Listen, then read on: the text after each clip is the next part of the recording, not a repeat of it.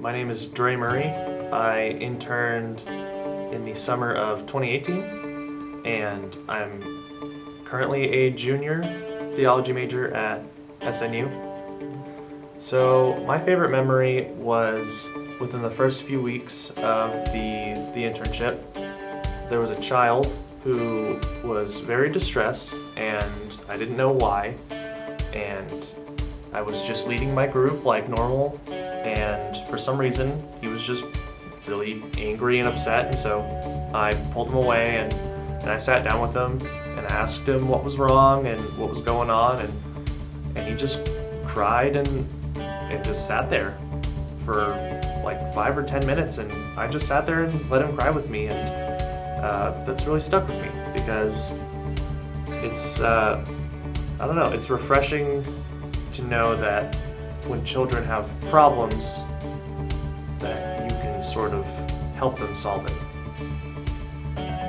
All the training that we got as interns was monumental in helping us handle children who are acting out or who are in distress. And so at church, the difference that it made was whenever kids act out or they're angry or they're causing trouble, we know how to react. And I specifically have dealt with a couple kids that just throw tantrums and their parents are frustrated and don't know what to do. And I just give them a couple of pieces of advice, like, give them choices, or, don't get angry and don't yell at them. And they're surprised and they just see that it works and they're completely just befuddled. It's a Scrabble word for you. Not to follow the cliche of your entire ministry, but the George Mueller book, Guardian of Bristol's Orphans, right? It was probably the best book that we read.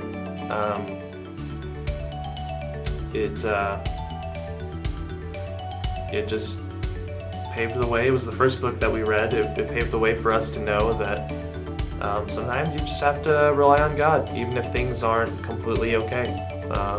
Even if things don't look like it's going to work out, you just have to sit and wait sometimes and pray that God's going to take care of you. This is pretty funny. So we were, I led the 5 to 7 year old group, and we were doing a bathroom break, and there's this little boy who, he was kind of the class clown, and he would always, make a bunch of trouble, but it was always kind of funny, so I always had trouble reining him back in. But he walks out of the bathroom, and his pants are pulled like up to his chest, and his underwear is stretched like all the way up to his arms, and he's just walking kind of like an old man, like out of the bathroom. He's like, "Look at me, I'm an old man," and all the kids were laughing, and I couldn't stop myself from laughing. I just had to let him do it for a minute. The daily life of an intern is not easy.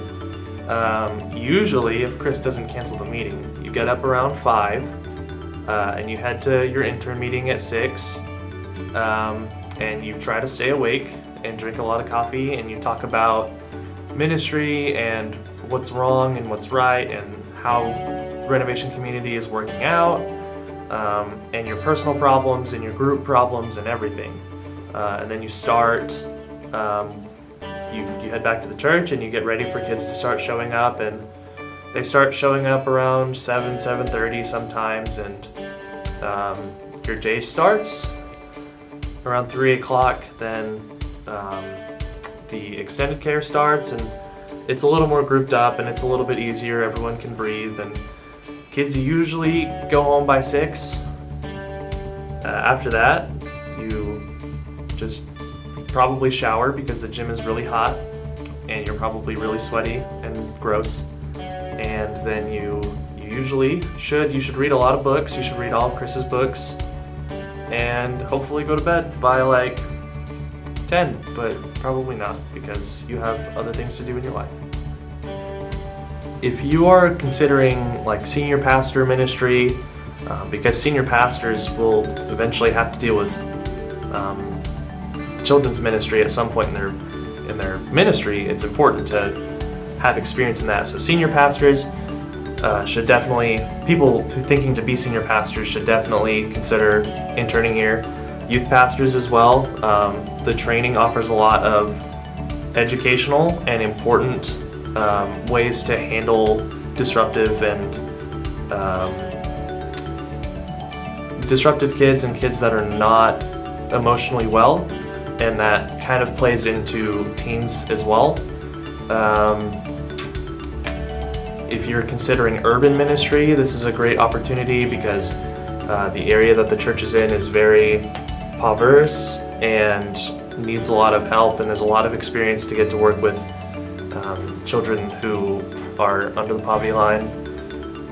Really, in most aspects of ministry that I can think of, this is a good opportunity. It's very hard and challenging, and it will push you to your limits, absolutely, but the things that you learn from it will benefit your ministry until the day that Jesus takes you home.